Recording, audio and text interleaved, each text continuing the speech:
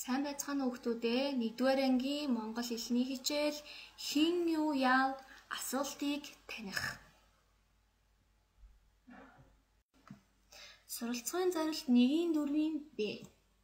Хийх алхмууд: үлгэрийг уншиж үйл явдалтай танилцах, үлгэрээс хүний нэрлсэн үгсийг ялгах, үлгэрээс юмыг нэрлсэн үгсийг ялгах, үлгэрээс үйл хөдлөлийг нэрлсэн үгсийг ялгах. Хүүхдүүдээ багшийнхаа унших үлгэрийг анхааралтай сайн сонсоорой. Манжин үлгэр.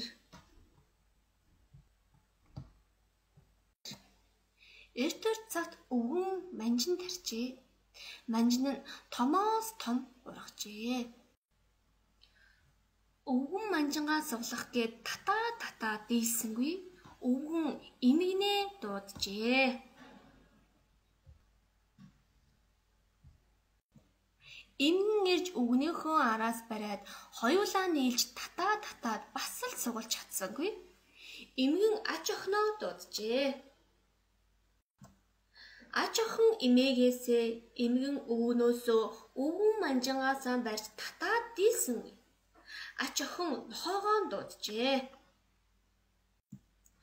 Нохоо ач охины хормоноос зууж ач охин имээгээсээ имгэн өвгнөөсөө өвгөн манжингаасаа барьж татаад манжингаа бас л сугалж чадсангүй.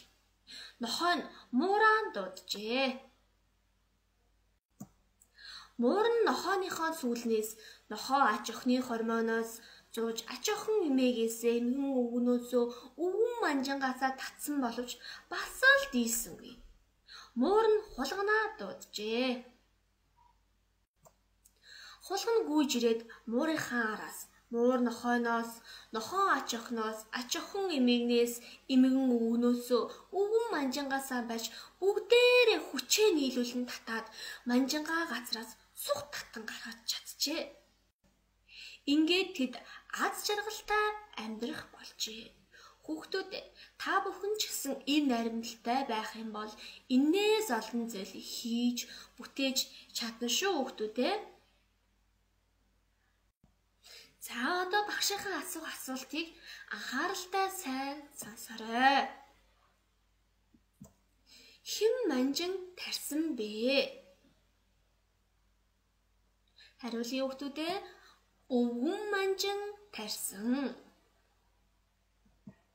Өвгөн хэнийг дуудсан бэ? Хариулаарай хүүхдүүдээ. Өвгөн эмэгнийг дуудсан. Эмгэн хэнийг дуудсан бэ? Эмгэн охиныг дуудсан. Багшийнх нь асуусан асуултанд ямар ижилхэн үгнүүд байсан бэ? Сайн байна хүүхдүүдээ. Багшийнх нь улаанаар будсан хэн гэдэг үг асуулт болгоно таарлцсан.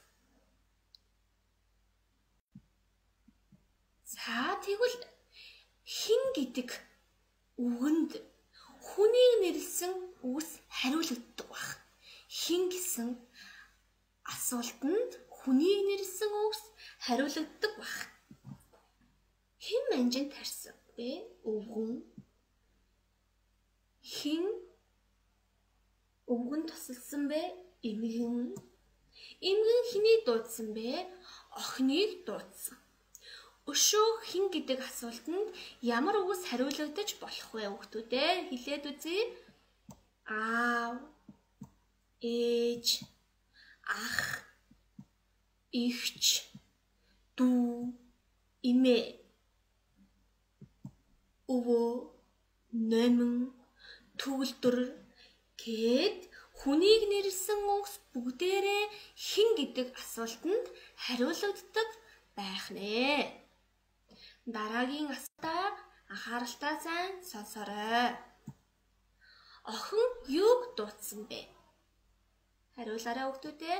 Охин нохоогоо дуудсан. Нохой юуг дуудсан бэ? Нохой муураа дуудсан. Өвгөн юу тарьсан бэлээ хүүхдүүдээ? Өвгөн манжин тарьсан. За багшийн тавьсан асуултын дотор ямар ижилхэн асуух үг байсан бэ? Сайн байна. Юу гэдэг асуух үг байлаа. Хулган гүйж ирээд муурынхаа араас, муур нохойноос, нохоо ач охноос, ач охин эмээгнээс, эмэгэн өвгнөөсөө, өвгөн манжингаасаа байж бүгдээрээ хүчээ нийлүүлэн татаад манжингаа газраас сух татан гаргаж чадчихэ.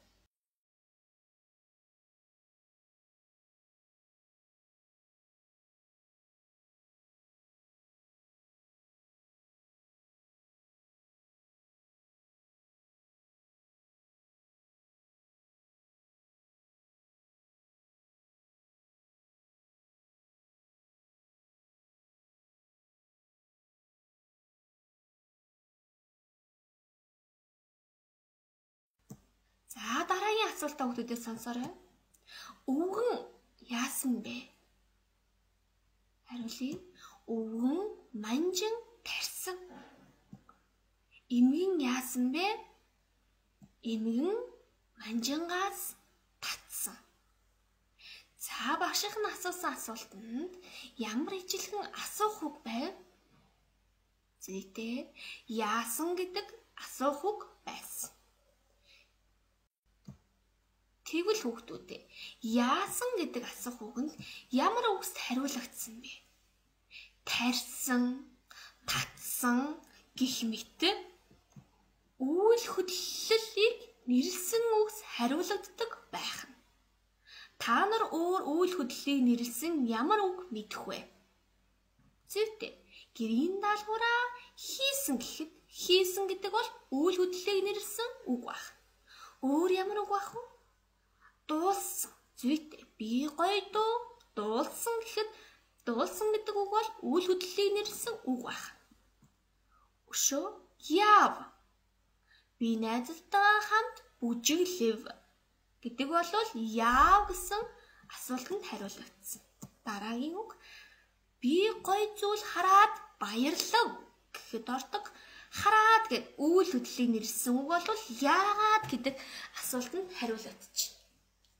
Тэгвэл хүүхдүүдээ яасан, яагаад гэсэн асуултанд дандаа та бүхэн үйл хөдлөлийг нэрлсэн үгсийг хэлж байх хэрэгтэй байх нэ.